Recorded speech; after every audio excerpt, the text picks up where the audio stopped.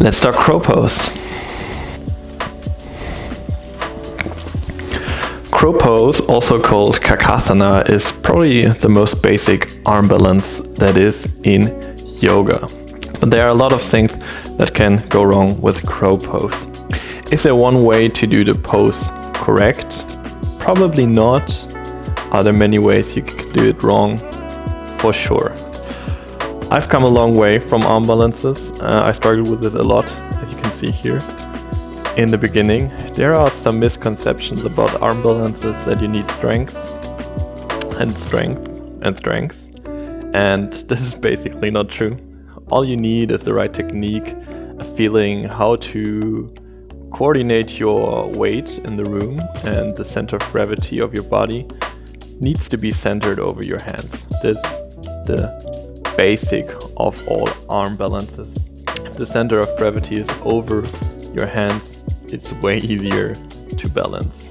So let's look at the crow pose in detail. I will show you what can go wrong, what you can do better, and how you can work on it to improve it and get a good crow pose in the end. Stick with me and roll out your mat. Cheers.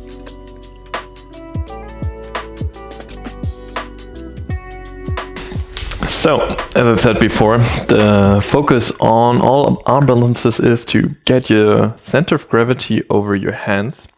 And I will show you the typical crow pose, how it should look like somehow right now. And then we can work from that. So, you place your hands in front of you, shoulder wide, maybe a bit wider, depends on many things, what feels better for you. Mostly you start from a squat. Listen closely. You bend your arms first. First arm bending. No straight arms. It makes things a lot harder if the arms are straight and not bent. So you bend your arms first. Elbows pull to the middle. Elbows to the middle. Bend arms first. Elbows to the middle. You place your knees for a good crow pose as high as it gets, almost at your shoulders. Arms are still bent. Elbows pull still to the middle. You shift your gaze to the front. You shift your weight more to the front. Your feet get lighter and lighter. Your center of gravity is slowly over your hands. Your feet get so light they lift up, and then you pull your heels to your bum and you're in crow pose. That's all the magic behind the pose. There's nothing fancy, not much strength needed. It's a bit of core compression. You're pulling everything together a bit with your core, but that's it. You don't need to be super strong to be comfortable in crow pose. For sure, you need to get used to it, but not much strength is required here. So, what can go wrong? I can tell you from my experience as a yoga teacher what I've seen can go wrong, what you could do better, and how we can work from that. Probably what I see most often is that, for one, you don't pull the elbows in. The elbows go like wide like this, and then they place the knees on the arms, and the crow pose looks like this, which is super uncomfortable for your wrists. It's not very stable. It hurts on your arms, and we don't want that. So always remember, pull your elbows in to the middle. Second thing that can go wrong, what I've seen a lot of times, probably even more, the students place the hands on the ground and they place the legs to the outsides of your arms, outside of the upper arms. So it looks like more this, like a frog which is flying. I think it's also called frog pose in some areas. This is not terribly wrong. It's a good way to start, to get a hang of the crow pose, to get a feeling to be on your hands. But If you learn it like this, you stick like to this way, and you have issues developing your arm balances from there. Because when you're here, your legs are very wide. You squeeze your arms with your legs, so it's easier to hold. But from here, you can't really move anywhere. Instead, if you have your knees on your upper arms, the middle of your upper arms, the elbows pull to the middle, you're very stable, and you can get rid of one leg, pull it to the sky and balance of one arm on one knee, and pull it back in, which is quite impossible if your knees are very wide. So this is the thing that goes wrong for a lot of people. Another thing I see a lot, that people are afraid. They are afraid to shift the weight more to the front. So they don't lift up. They're like here, and they are afraid to put the weight more to the front. Instead, the gaze is going more to the ground.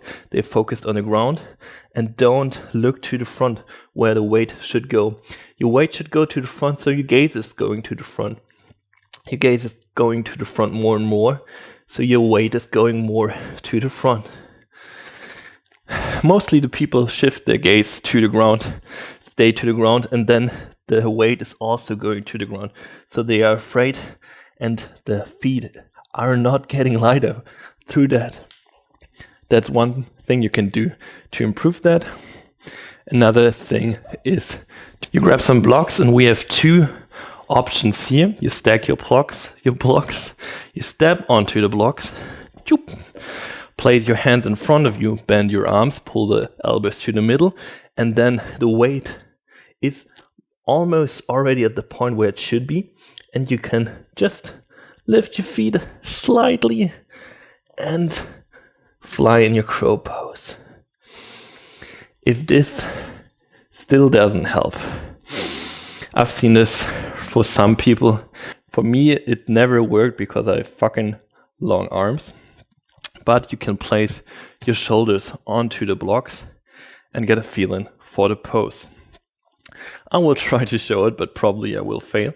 You place your hands in front of the blocks, shift your weight to the front. You can see I'm way too far away from the blocks. And then you can place your shoulders on the blocks. Gaze is going to the front. And you have a supported crow pose. Try it out if this works. Blocks are too tiny for me, so it never worked for me, but maybe it's something that can help you on the way. And one thing that is also important, try to start low. You can get a feeling for the pose. You can start with little crow hops, just shift your weight slightly. Just shift your weight slightly to the front. Try to get a feeling, try to get a hang of it. Second thing you can do, you can lift one foot up, you can lift the other foot up, and maybe in one time in the future you can lift both feet up. One more thing you can try, if having your knees up high on your arms is too hard, place your knees over your elbows. For me personally, there is a little dent here in my knee and in my elbow, so it fits perfectly together for me. So you place your hands in front of you, bring the two dents together, shift your weight to the front, gaze to the front, feet lift up, and it's super easy to hold here. I don't need strength at all. I can just chill here, drink my coffee if I would have one more hand, and hang out and have a chat with you. It's pretty stable because it's a triangle, and triangles are fucking stable. So this could be an opportunity for you to come into crow more easily. All those are little tricks and tips you can try to integrate into your crow practice, and from there you can build onto it. Go to Ekapadapakasana, the one-legged crow. You can jump into crow. You can go from crow to handstand and all this. Geez, there's a lot you can do from crow, and it's a super important pose if you are interested in arm balances and advanced vinyasa practices. truly hope this video helps you on your journey to your crow pose. If you have any further questions to arm balances, to other poses, or if you just want to chat, drop a comment below and I will come back to you with an answer or maybe a future video. Thanks for being here, thanks for your time. I hope to see you back here very soon. Peace out, Tobi.